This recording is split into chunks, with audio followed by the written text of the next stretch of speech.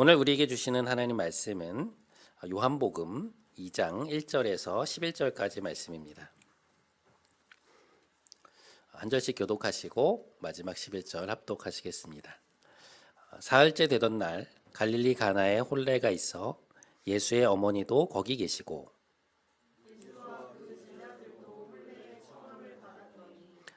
포도주가 떨어진지라 예수의 어머니가 예수에게 이르되 저들에게 포도주가 없다 하니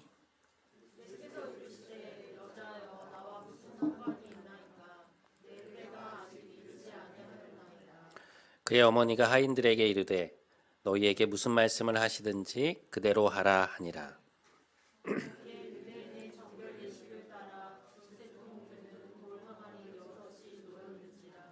예수께서 그들에게 이르시되 항아리에 물을 채우라 하신즉 아귀까지 채우니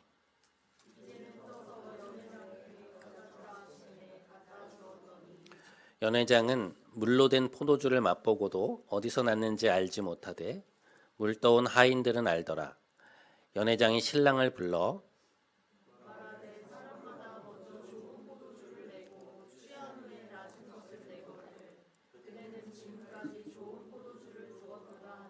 함께 예수께서 이 첫 표적을 갈릴리 가나에서 행하여 그의 영광을 나타내심에 제자들이 그를 믿으니라. 아멘. 이것은 하나님의 말씀입니다.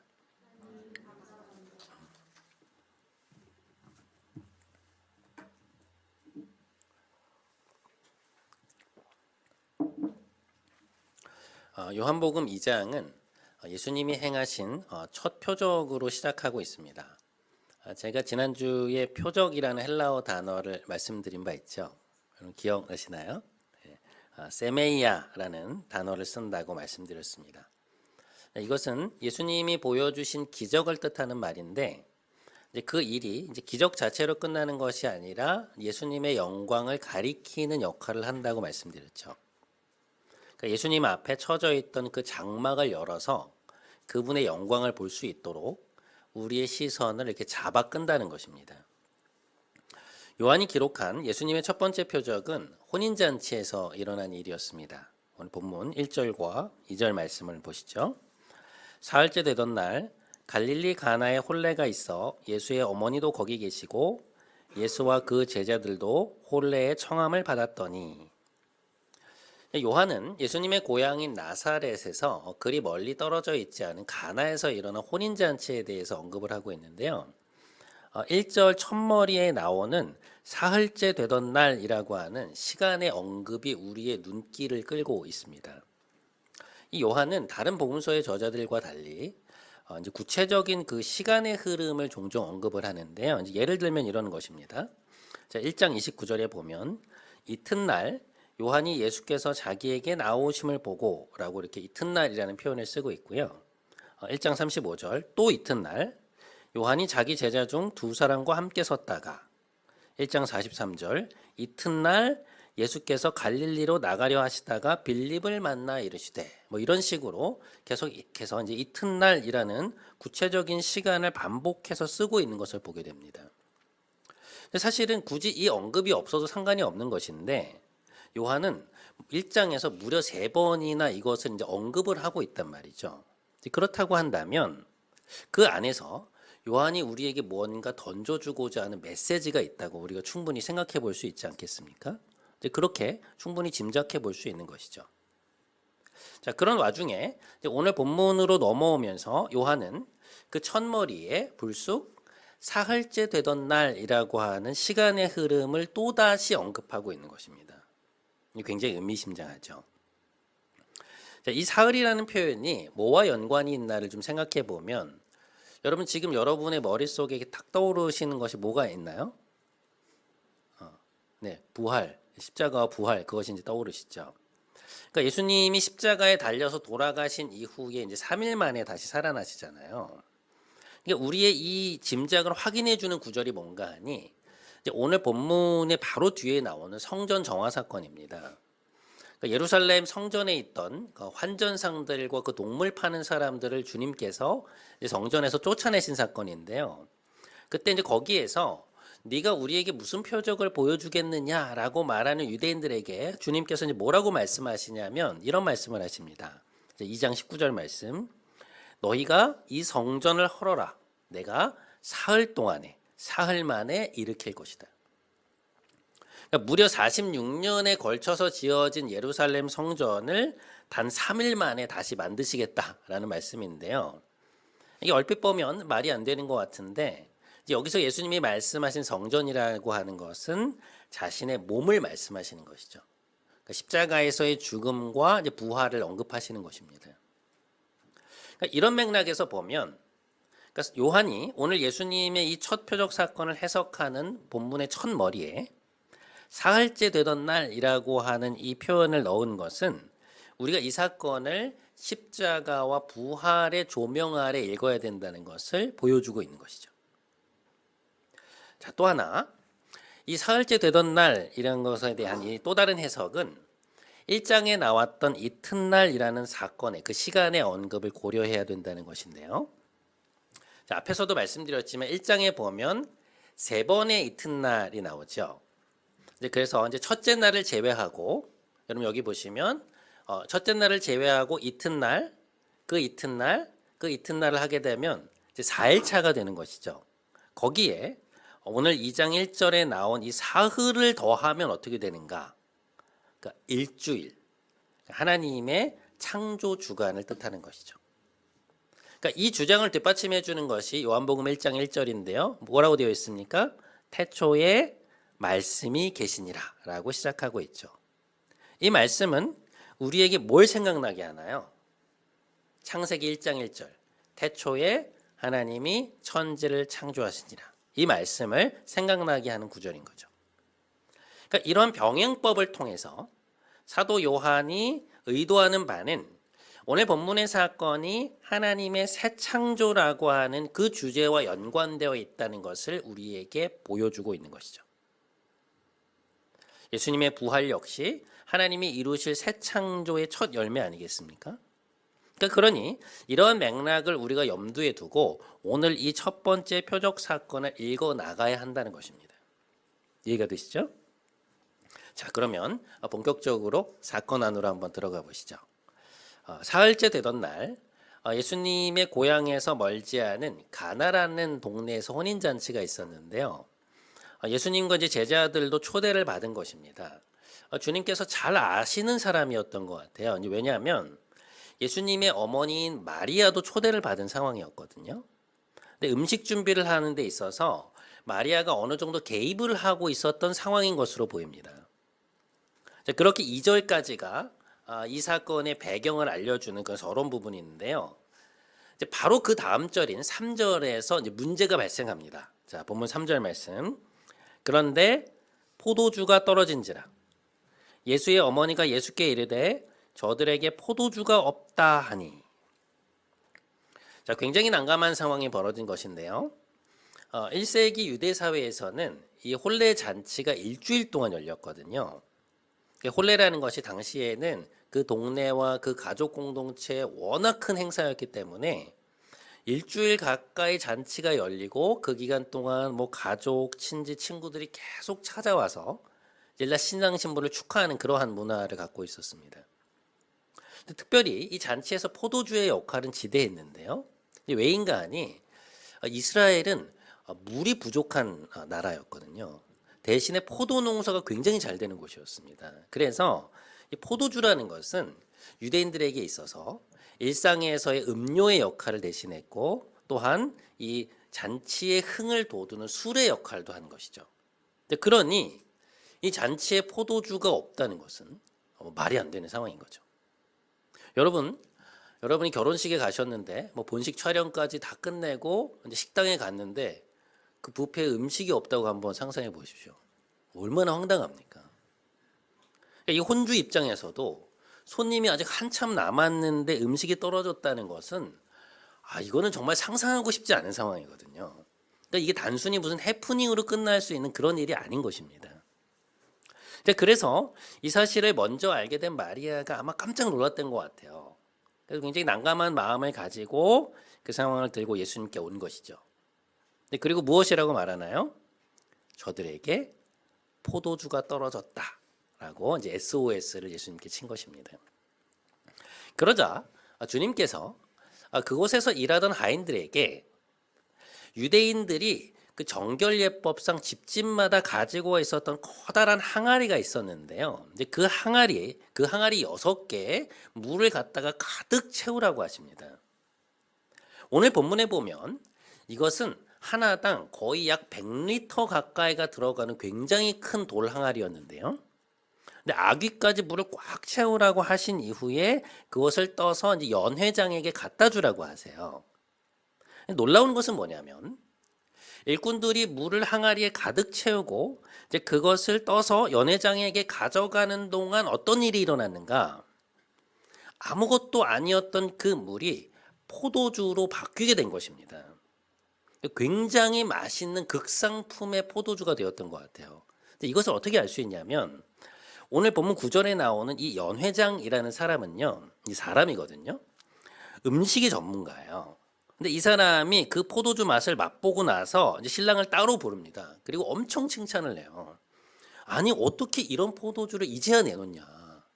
사람들이 보통 좋은 포도주를 먼저 내놓고 조금 취한 다음에 질이 낮은 포도주를 내놓는데 아니 지금까지 어떻게 이런 포도주를 숨겨두고 있었냐. 막 소리를 막 치면서 막 흥분을 해요. 굉장히 칭찬을 합니다. 근데 흥미로운 것은 주님께서 무려 600리터가량의 엄청난 양의 포도주를 혼인잔치에 아주 풍성하게 제공해 주셨다는 것이죠. 바로 이 사건이 예수께서 메시아로서 행하신 첫 번째 표적이었다라고 사도 요한이 오늘 말하고 있는 것인데요. 오늘 제가 여러분과 좀 주목해 보고 싶은 부분은 물이 포도주로 바뀌는 지점입니다. 오늘 사건의 핵심적인 부분이라고 이제 할 수 있죠. 자, 먼저 우리는 이 표적 사건이 갖고 있는 기적으로서의 성격을 좀 살펴볼 필요가 있는데요. 여러분, 물과 포도주는 완전히 다른 물질이죠. 그러니까 물에다가 뭔가 이렇게 타면 갑자기 포도주가 되는 것이 아니고요. 그러니까 물과 포도주는 완전히 다른 화학 구조를 가진 그런 질적으로 다른 물질입니다. 그러니까 물에 어떤 조치를 이제 취한다 그래서 그것이 이제 갑자기 포도주로 바뀔 수는 없다는 것이죠. 그런 의미에서 오늘 이 사건은 말 그대로 기적인 것이죠. 물질의 화학 구성을 알고 계신 주님께서 그분의 신적 능력으로 그것을 완전히 다른 것으로 그 혼인잔치에 꼭 필요한 것으로 만들어서 제공해 주신 것입니다. 그러니까 신랑 신부의 곤란한 상황을 보시고 이 잔치의 기쁨이 사라지는 것을 그냥 보아 넘기지 않으시고 특별히 개입하셔서 그 잔치의 즐거움과 기쁨을 풍성하게 제공해 주셨다는 것입니다. 우리가 흔히 하는 오해는 뭔가 하면요. 예수님은 우리가 일상에서 누리는 작은 즐거움이나 아니면 삶의 여러 자리에서 누리는 그 다양한 기쁨에는 크게 관여하시지 않는다고 생각하는 것입니다. 근데 그것이 그분에게는 그렇게 중요하지 않다고 생각해서 우리는 그런 기쁨을 달라고 잘 기도하지 않죠. 그러니까 기도를 하거나 말씀을 읽고 막 예배를 드리는 기쁨에 대해서는 뭔가 당당하고 거기에 대해서 당당하게 요구하지만 이런 영적이라고 생각되는 행위 외에 우리가 삶에서 누리는 실제적인 기쁨에 대해서는 그것을 하나님께 당당하게 요구하지 못할 때가 많습니다.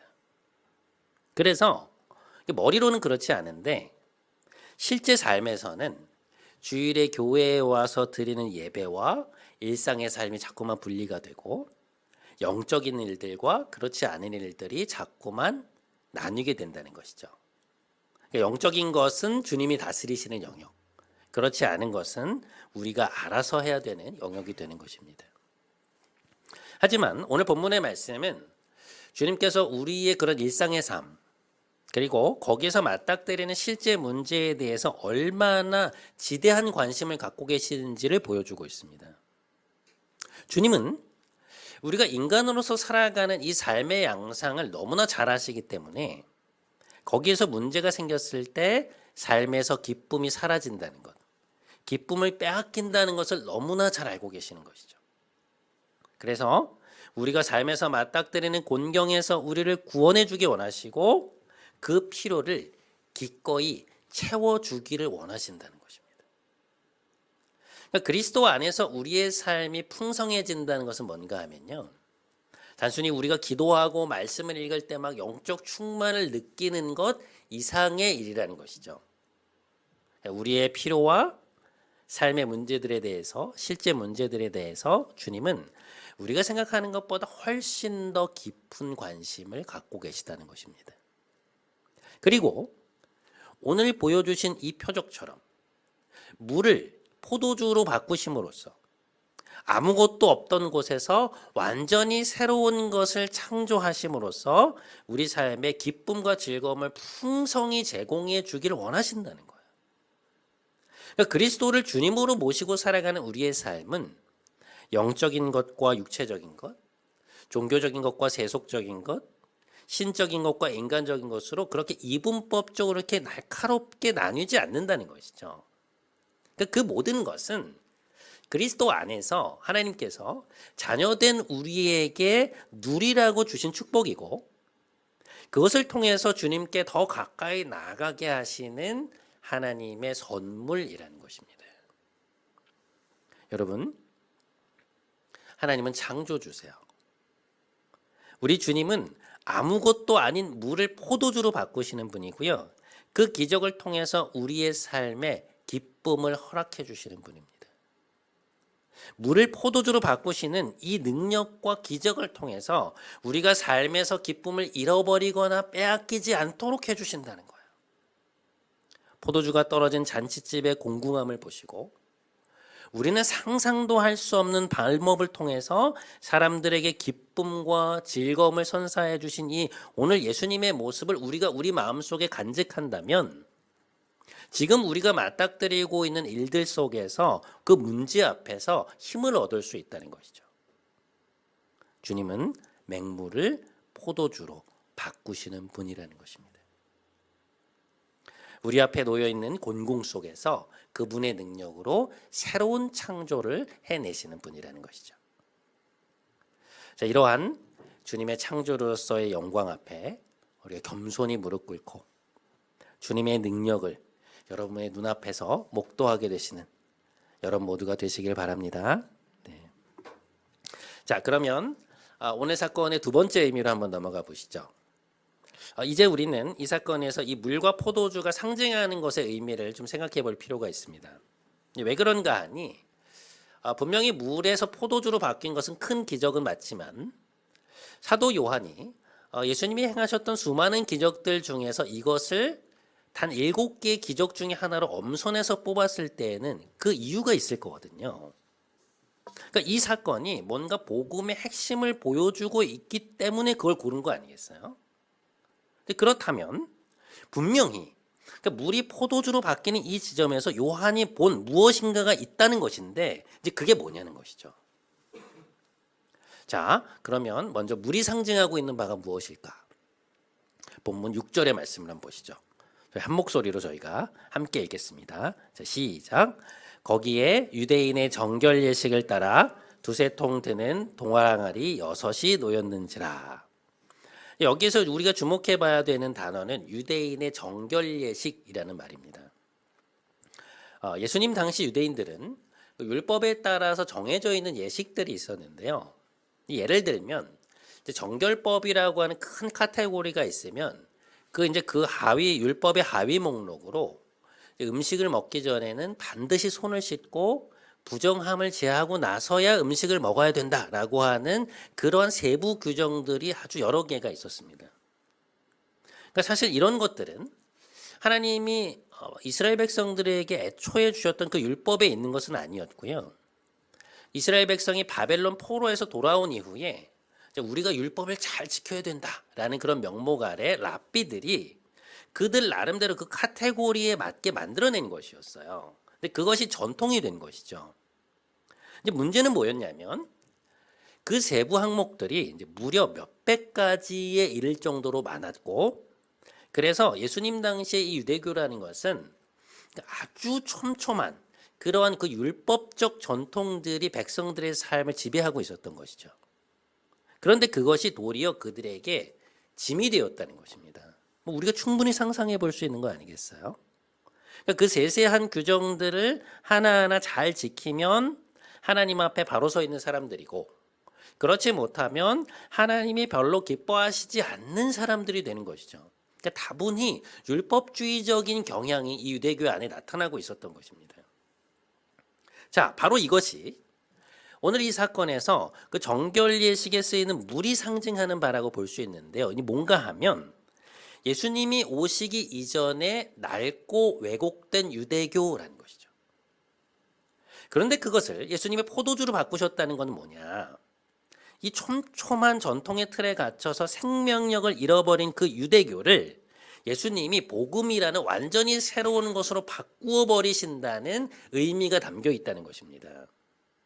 왜곡된 것, 생명을 잃어버린 옛 것을 새 것으로, 생명력이 넘치는 새 것으로 주님께서 바꾸셨다는 것이죠. 그것을 요한이 말하고 있는 것입니다. 여러분, 올 한해 우리 교회의 표어는 새 사람을 입으라입니다. 뭐라고요? 새 사람을 입으라. 네. 표 구절을 에베소서 4장 20절에서 22절로 잡았습니다. 저희 한번 함께 읽어보실까요? 자, 시작. 너희는 유혹의 욕심을 따라 썩어져가는 구습을 따르는 옛사람을 벗어버리고 오직 너희의 심령이 새롭게 되어 하나님을 따라 의와 진리의 거룩함으로 지으심을 받은 새 사람을 입으라. 그러니까 우리가 오래도록 머물고 있었던 옛 자아를 벗고 우리의 내면이 변화되어 새 사람이 되자는 것인데요. 영어로 보면 이런 표현을 쓰고 있습니다. Put on the new self. 그러니까 새로운 자아를 입으라는 것이죠. 근데 이 새로운 자아라는 게 뭐냐? 우리의 삶을 끌고 나가는 동기와 방식이 이전 것과는 완전히 다른, 그러니까 질적으로 완전히 변화된 심령을 말하는 것이죠. 자, 그러면 그렇게 될 수 있는 실제적인 방법론은 무엇인가? 우리 내면이 마치 물이 포도주로 바뀌는 것 같은 이런 방향성의 질적 전환은 어디에서 비롯되는 것인가? 근데 이걸 알기 위해서는 성경이 말하는 옛 자아가 작동하는 방식, 그러니까 어떻게 그것이 작동하는지를 좀 먼저 살펴보아야 합니다. 자, 에베소서 4장 17절에서 20절까지의 말씀을 우리 좀 자세히 살펴볼 필요가 있는데요. 자, 먼저 17절 말씀. 이제부터 너희는 이방인이 그 마음에 허망한 것으로 행함과 같이 행하지 말라.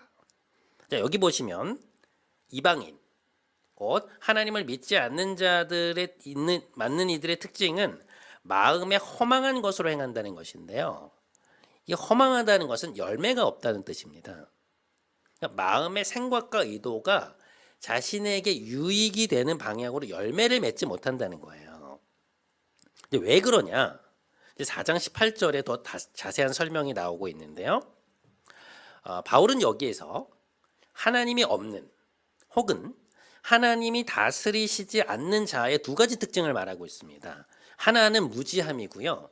또 하나는 굳어짐이에요. 무지함은 깨닫지 못하는 것을 말하는 것인데요.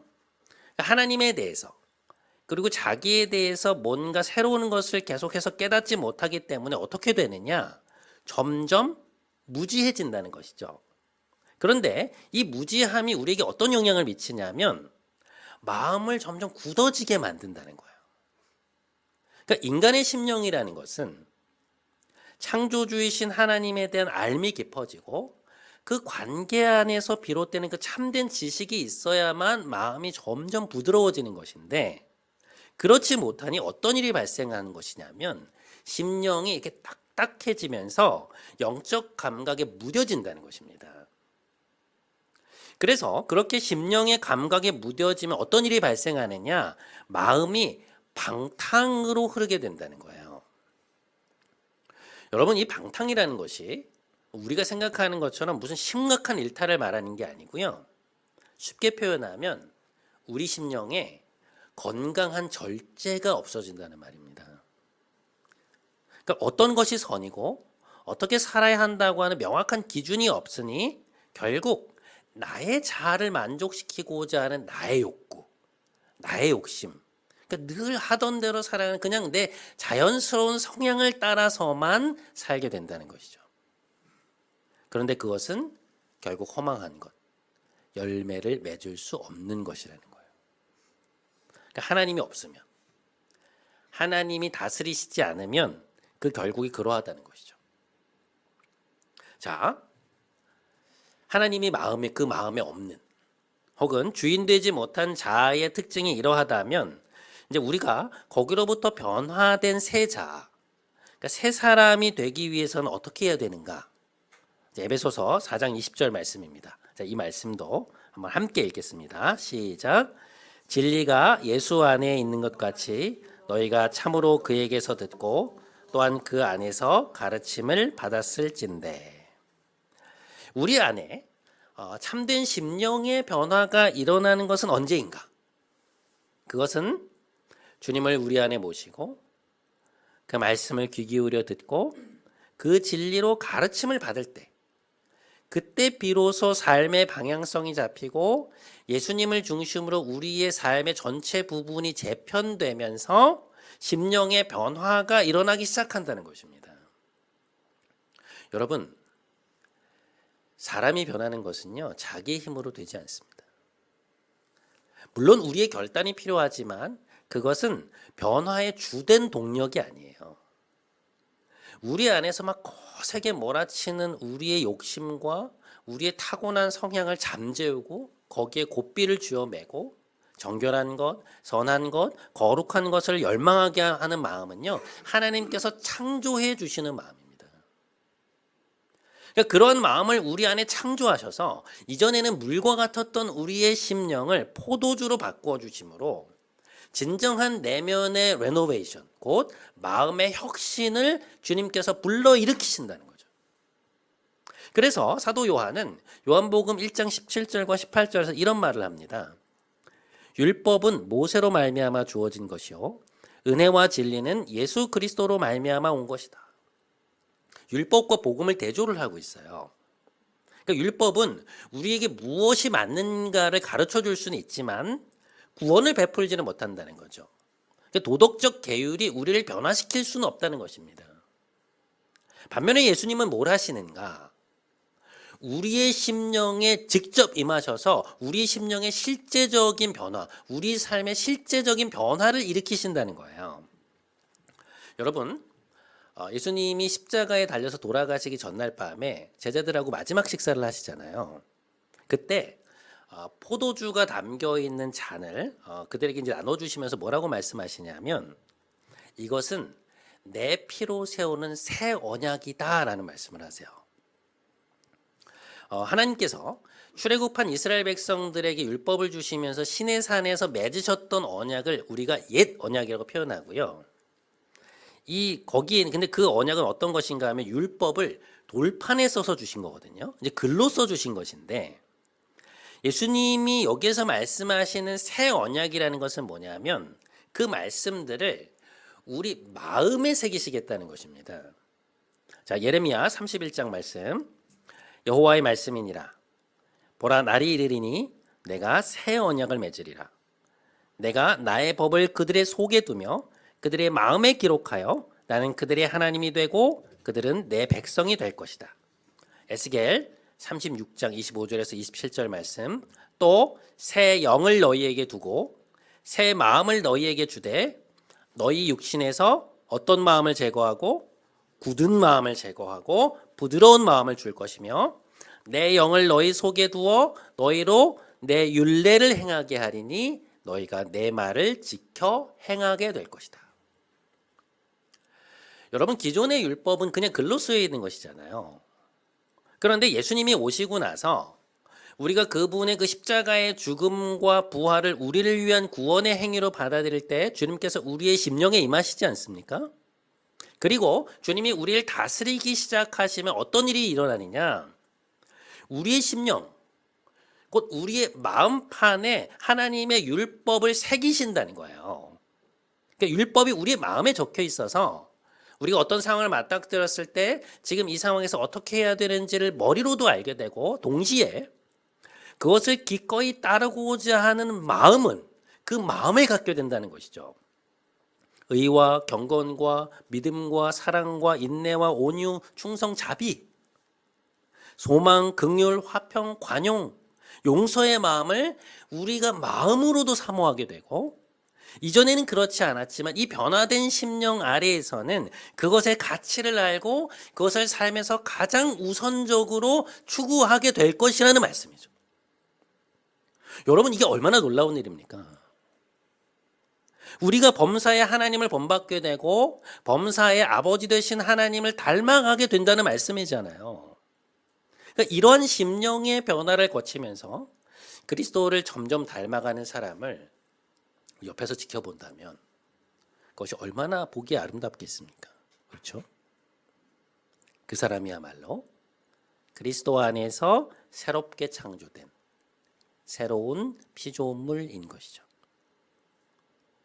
우리가 그리스도를 우리의 구세주로 받아들이고 그분이 우리를 온전히 다스리기 시작할 때 마치 물이 포도주로 바뀌는 것 같은 그런 전적인 변화들이 우리의 심령 안에 일어나게 된다는 것입니다.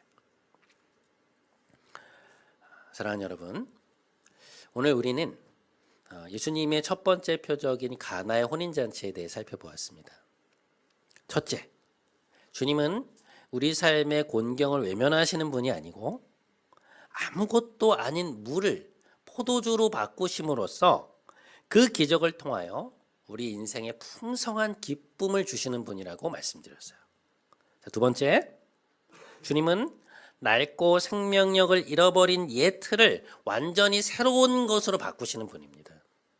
하나님이 없는 혹은 하나님이 주인 되시지 못한 우리의 옛 자아를 벗게 하시고 그분의 말씀을 우리의 마음판에 새기심으로써 우리의 심령을 변화시키는 분이라는 것이죠.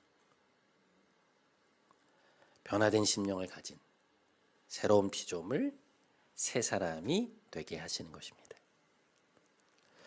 오늘 우리에게 주신 이 말씀을 여러분의 마음에 깊이 새김으로 말미암아서 이번 한 주 여러분의 삶에 물이 포도주로 바뀌는 놀라운 표적을 체험하게 되시는 여러분 모두가 되시기를 주님의 이름으로 간절히 축원드립니다. 우리 오늘 이 찬양 함께 했으면 좋겠습니다. 원하고 바라고 기도합니다 라는 찬양인데요. 이 세상을 살아가는 동안에 우리의 힘을 의지할 수 없어서 주님께 기도하고 나아간다는 가사이고요. 세상에 주님의 길을 걸어가는 동안에 세상의 것을 의지할 수 없기 때문에 감사하고 또 주님께서 우리의 참 기쁨이 되신다라고 하는 그런 찬양입니다. 우리 주님께서 우리에게 임하시고 우리의 삶이 물에서 포도주로 바뀌는 놀라운 역사들이 일어나게 되기를 간절히 바라는 마음 가지고 우리 함께 찬양하며 나아가겠습니다. 이 세상을 살아가는 동안에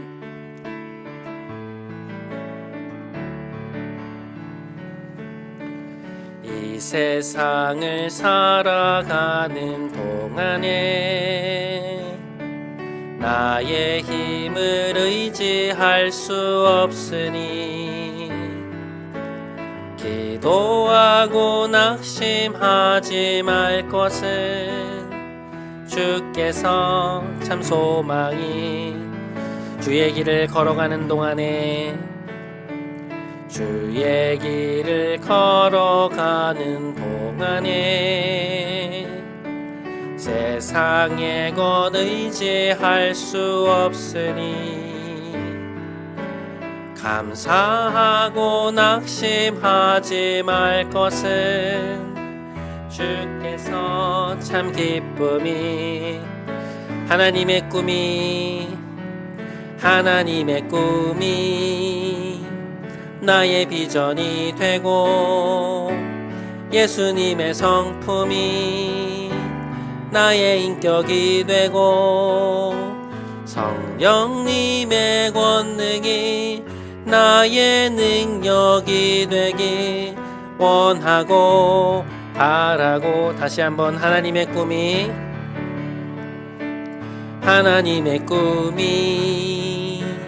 나의 비전이 되고 예수님의 성품이 나의 인격이 되고 성령님의 권능이 나의 능력이 되길 원하고 바라고 기도합니다.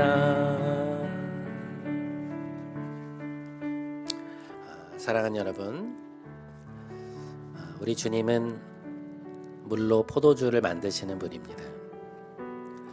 바뀔 것 같지 않고 변화될 것 같지 않은 지금 우리의 상황을 능히 바꾸실 수 있는 능력을 가지신 분이 바로 우리 주님이십니다. 오늘 이 첫 번째 표적 사건은 우리에게 예수님의 그 창조주로서의 영광을 보여주고 있는 것입니다. 우리 시간에 함께 기도하기 원합니다. 우리 상황을 아시는 주님, 우리 삶에 오셔서 물을 포도주로 바꾸어 주옵소서. 우리 삶의 기쁨이 사라지지 않게 하시고 창조주이신 주님의 능력을 목도하는 그 영광을 우리에게 허락하여 주옵소서. 우리 기도 제목 가지고 함께 기도하며 나아가도록 하겠습니다. 함께 기도하겠습니다. 살아계신 하나님 감사합니다. 주님 오늘 우리에게 말씀을 주시고 우리를 예배의 자리로 불러주시고 또 하나님 앞에 설 수 있는 은혜를 베풀어 주셔서 감사합니다. 하나님 우리의 인생 속에 참 물로 포도주를 바꾸는 역사가 있기를 원합니다. 우리가 맞닥뜨린 많은 사건들 속에서 우리에게 다가오는 많은 현실 속에서 우리가 붙잡고 있는 현실 속에서 이것이 변화되지 않을 것 같고 이것이 그냥 이대로 머물러 있을 것 같은 일들이 얼마나 많은지 모르겠습니다. 그래서 그 자리에 머물러 낙담하고 우리에게 주셨던 기쁨들을 잃어버리고 기쁨이 사라지고 기쁨을 빼앗기는 일들이 너무 많이 있습니다. 주님 이 시간 기도합니다. 물론 포도주를 바꾸시는 오늘 주님의 그 첫 번째 표적이 우리에게 주시는 그 말씀으로 받고 하나님 그것이 우리의 말씀이 되어 하나님 우리 삶에서 물을 포도주로 바꾸시는 주님의 능력을 의지하며 나아갈 수 있는 우리 모두가 될 수 있도록 인도하여 주옵소서. 물을 그냥 물로 놔두지 마시고 하나님 그것이 포도주로 바뀌는 놀라운 역사들이 우리의 삶에서 일어나기 원하오니 주여 함께하여 주시옵소서. 여러분 주님이 우리 안에 오셔서 우리를 진정으로 다스리시면 우리 심령은 변화될 수 있습니다. 주님은 그분의 말씀을 그 진리의 말씀을 우리 마음에 새기사 우리의 욕심과 우리의 오래되고 낡은 성향, 습관, 왜곡된 방식의 삶을 변화시켜서 반드시 새 자아를 입게 하실 것입니다. 이 시간에 한 번만 더 기도했으면 좋겠습니다. 주님, 올 한 해 우리가 오래 머물고 있었던 우리의 그 낡은 자리를 벗고 낡은 심령을 벗고 주님이 입혀주시는 새 자아를 입게 하여 주옵소서. 그래서 그리스도 안에서 새 사람이 되게 하여 주옵소서. 우리 이 기도 제목 가지고 한 번만 더 하나님 앞에 나아가겠습니다. 함께 기도하겠습니다. 사랑하는 하나님, 사랑하는 주님, 오늘 우리에게 말씀을 허락하여 주심에 감사합니다. 하나님 우리의 심령에 오셔서 주님 다스려 주시옵소서. 주님 우리가 주님의 십자가의 그 죽음과 부활이 우리를 위한 것임을 우리의 구원을 위한 것임을 믿사오니 온 시간 우리의 심령에 임재하셔서 우리의 삶에 거주하셔서 정말 우리의 삶을 다스려 주시고 우리의 마음에 주님의 말씀을 새겨 주시옵소서. 말씀이 그저 우리와 동떨어진 것이 되지 않게 하여 주시고 주님께서 그것을 우리의 심령에 새기심으로 말미암아 우리가 정말 오래 머물러 있던 그 낡은 자리에서 일어나서 그 자리를 박차고 일어나서 새로운 자리로 나아가게 하여 주시고 우리의 낡은 자아를 벗어던지고 주님이 입혀주시는 새로운 자아를 입고 새 사람이 되어서 새로운 피조물이 되어서 하나님 앞에 올 한 해를 살아갈 수 있도록 인도하여 주시옵소서. 그럴 때야만 우리의 심령에 새로운 기쁨과 새로운 감사와 새로운 열망이 생겨나는 줄 믿사오니 주님 우리를 다시 한번 하나님 앞에서 새롭게 일으켜 주시옵소서. 우리 성도들이 하나님 앞에서 한 해를 새로운 마음으로 나아갈 수 있게 되기를 간절히 바라옵고 나오니 주님 우리에게 능력을 사랑을 감사를 베풀어 주시옵소서. 오 주님 우리와 함께하여 주옵소서.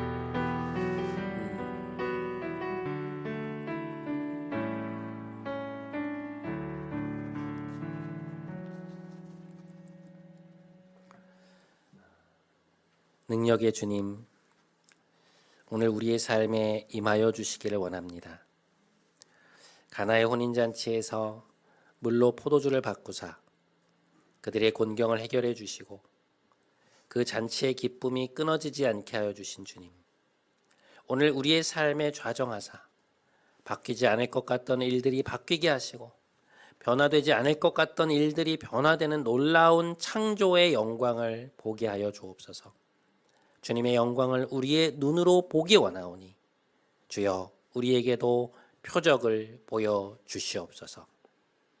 우리의 창조주요 참된 말씀이신 주 예수 그리스도의 이름으로 기도드립니다. 아멘. 네, 우리 다 함께 자리에서 일어나셔서 파송의 찬양하심으로 오늘 예배 마치겠습니다.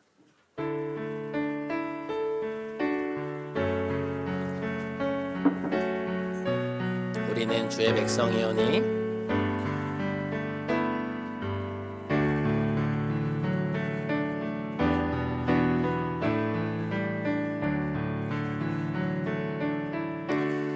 우리는 주의 백성이오니 주의 그 큰 일을 선포합니다.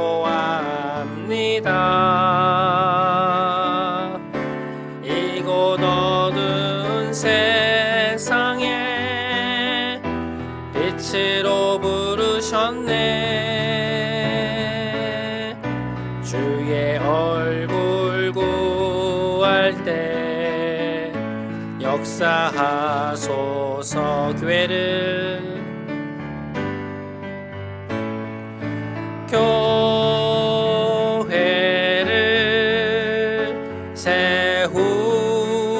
세우시고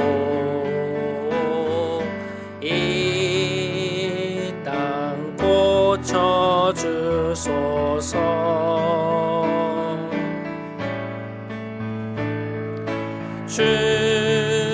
주님 나라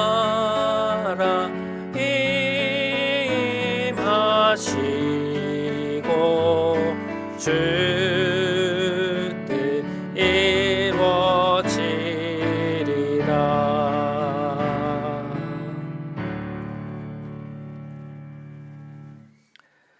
이제는 우리 구주 예수 그리스도의 크신 은혜와 하나님 아버지의 놀라우신 사랑과 보혜사 성령님의 간섭하심이 물로 포도주를 바꾸사 우리 삶에 자신의 영광을 비추시는 주님의 영광을 우리의 눈으로 목도하게 되기를 간절히 바라며 삶의 자리로 돌아가는 사랑하는 모든 성도들의 머리 위에와 이들의 가정, 일터, 삶의 자리 위에 이제부터 영원토록 함께 하시기를 간절히 축원하옵나이다.